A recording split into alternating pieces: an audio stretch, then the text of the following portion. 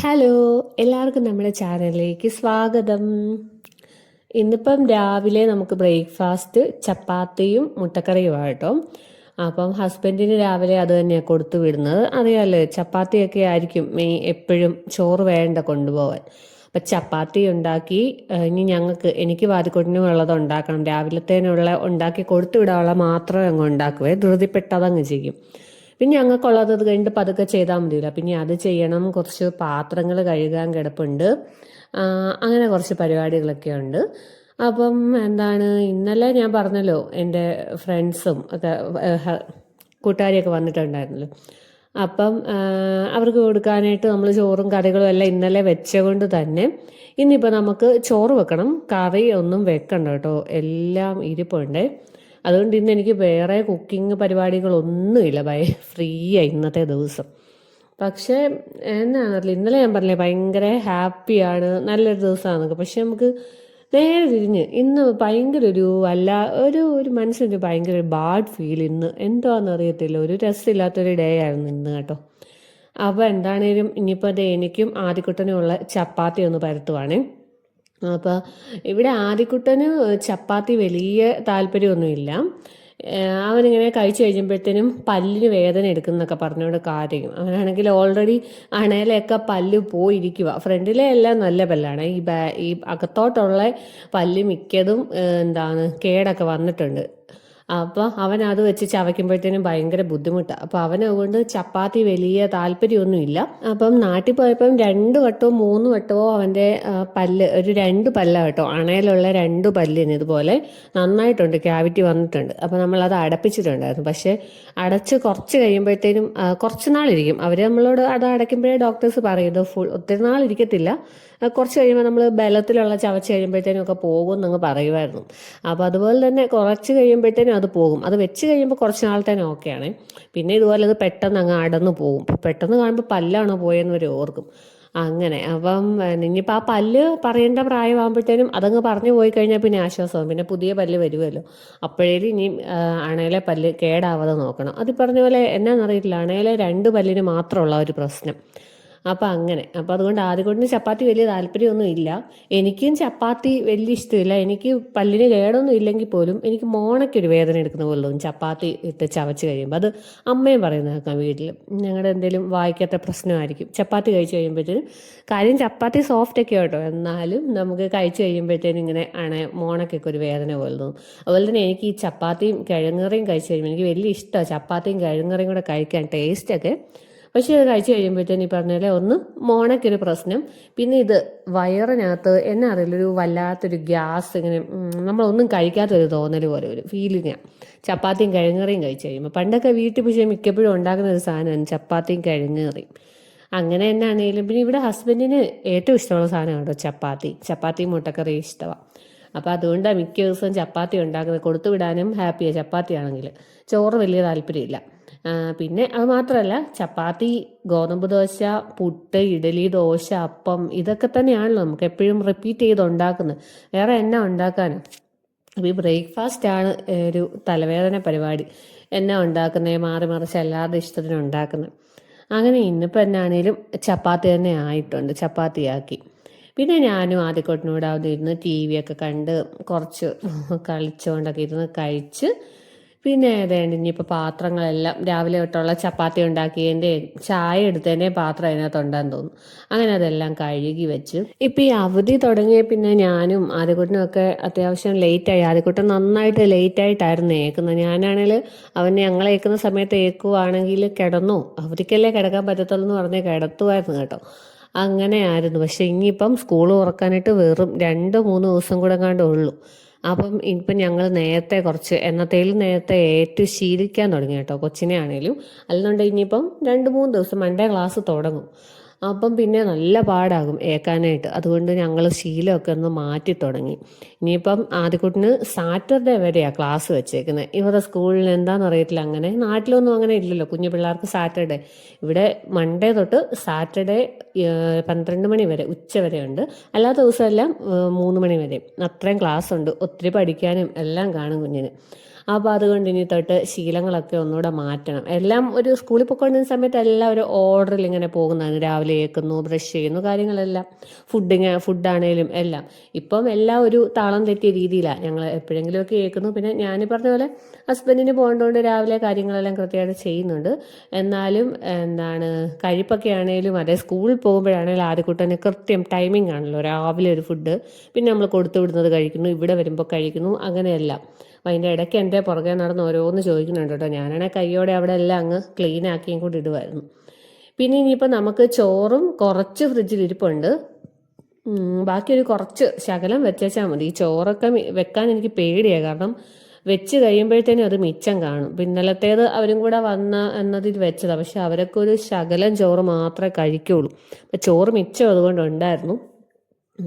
അപ്പം അതെന്തായാലും ഇന്ന് എടുത്ത് തീർക്കണം. അല്ലെന്നുണ്ടെങ്കിൽ അന്നത്തെ പിന്നെ എനിക്ക് പേടിയാണ്, ഒരു ദിവസം കൂടെ പഴയനൊക്കെ ആയിട്ട് പിന്നെ കഴിക്കാനേ.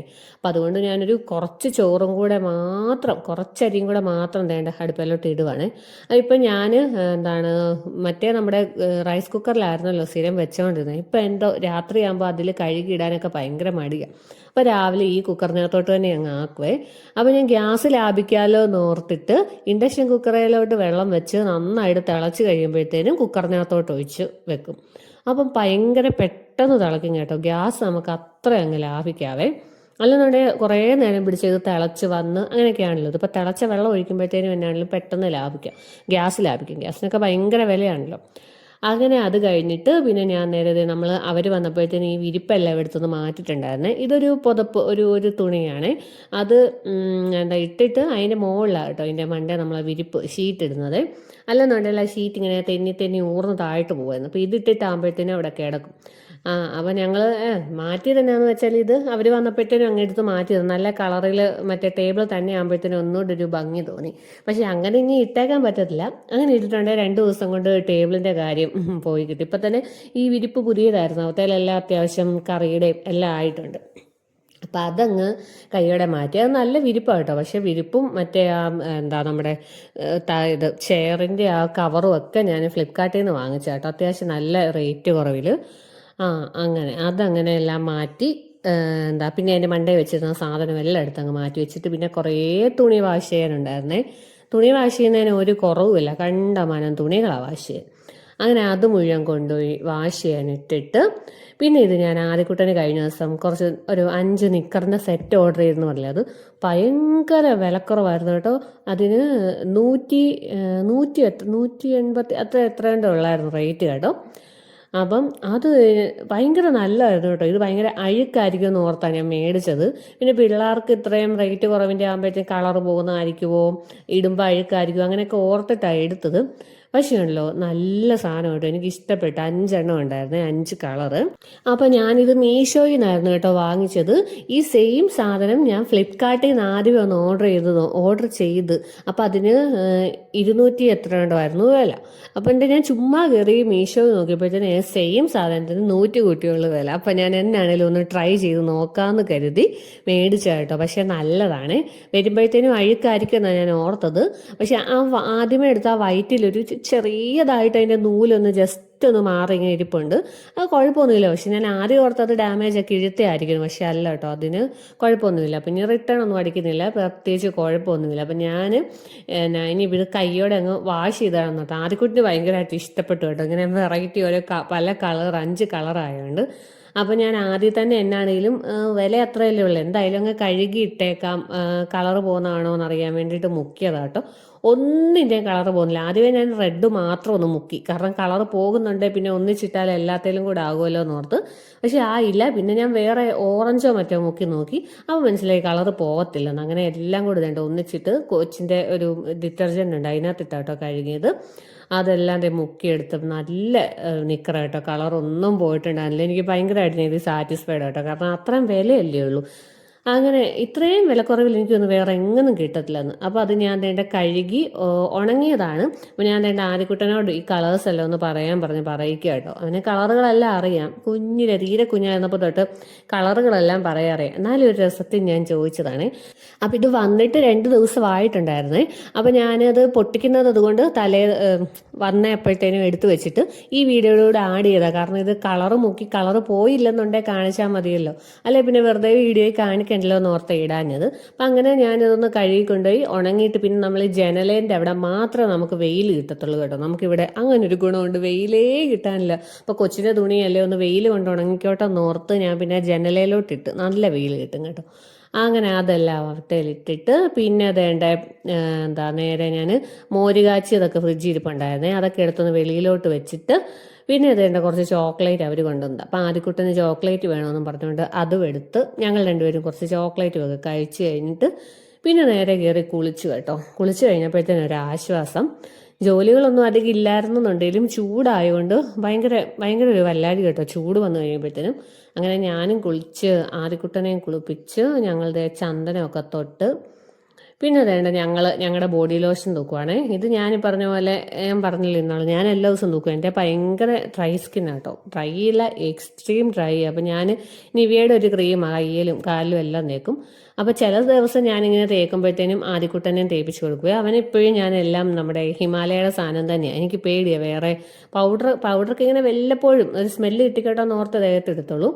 ക്രീം ഇതുപോലെ ഇവൻ്റെയും ഞാനിങ്ങനെ തേക്കുന്ന ചില സമയത്ത് ഇപ്പോൾ ഓർക്കും ഇവന് ഡ്രൈ ആയിട്ടിരിക്കുവാണല്ലോ എന്നോർത്ത് ചിലപ്പോൾ അവനും തേച്ച് കൊടുക്കും. അങ്ങനെ ഞങ്ങൾ രണ്ടും അതൊക്കെ തേച്ചിട്ട് പിന്നെ ഫുഡടിയൊക്കെ കഴിഞ്ഞായിരുന്നു കേട്ടോ. അപ്പോൾ നമുക്ക് ഇന്നലത്തെ ചിക്കനും പപ്പടവും എല്ലാം ഉണ്ടായിരുന്നു. അങ്ങനെ ചോറ് കഴിച്ച് പിന്നെ അതേണ്ട പാത്രം എല്ലാം വാഷ് ചെയ്ത് വെച്ച് ഇനിയിപ്പോൾ അതേണ്ട കുറച്ച് തുണി രാവിലെ ഇട്ടിട്ടുണ്ടായിരുന്നല്ലോ മെഷീനകത്ത്, അപ്പോൾ അത് ഇടണമെന്നുണ്ടെങ്കിൽ അതിന് മുന്നേ കിടന്ന തുണികളാണ് അത് പെറുക്കി കൊണ്ടുവന്ന് വെച്ച്. അപ്പോൾ ഇത് ഈ സോക്സ് ഇല്ലേ മടക്കുന്ന ഒരു രീതിയാണ്. ഞാനിങ്ങനെ സോക്സ് മടക്കി വെക്കുന്നത് പേർ കാണാതെ പോവാതെ സെറ്റായിട്ട് ഇരുന്നോളും. അപ്പോൾ ഇങ്ങനെ ഒരു സോക്സ് എടുത്ത് അതിൻ്റെ മണ്ടയിൽ അതിൻ്റെ പേർ വെച്ചിട്ട് ഇതുപോലെ ഒന്ന് ചുരുട്ടിയെടുത്തിട്ട് ആദ്യത്തെ ഒരു പീസ് ഇങ്ങനെ അവിടെ തന്നെ വെച്ചിട്ട് പുറകിലത്തെ ആ ഒരു പീസ് ഉണ്ടല്ലോ അതെടുത്തിട്ട് ഇതുപോലെ ഒന്ന് അതിനകത്തോട്ടാക്കി വെക്കണം. മനസ്സിലായി കാണുമായിരിക്കും.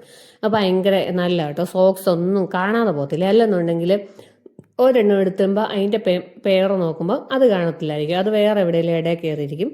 ഇങ്ങനെ ആകുമ്പോഴത്തേനും അവിടെ തന്നെ ഒതുങ്ങി ഇരുന്നോളും സോക്സ് എല്ലാം. അപ്പം ഞാൻ കൊച്ചിൻ്റെ ആണെങ്കിലും ഹസ്ബൻഡിൻ്റെ ആണെങ്കിലും എല്ലാം സോക്സ് ഇങ്ങനെ കേട്ടോ മടക്കി ഒരു കുഞ്ഞു പാത്രത്തിനകത്താക്കി ഇട്ട് വെക്കും. അപ്പം അവിടെ ഒതുങ്ങി ഇരുന്നോളും, കാണാതെയും പോകത്തില്ല. പിന്നെ ബാക്കി തുണിയെല്ലാം കയ്യോടെ മടക്കി അങ്ങ് വെക്കുവാണേ, അല്ലെങ്കിൽ ഇനി അവിടെ കിടക്കും.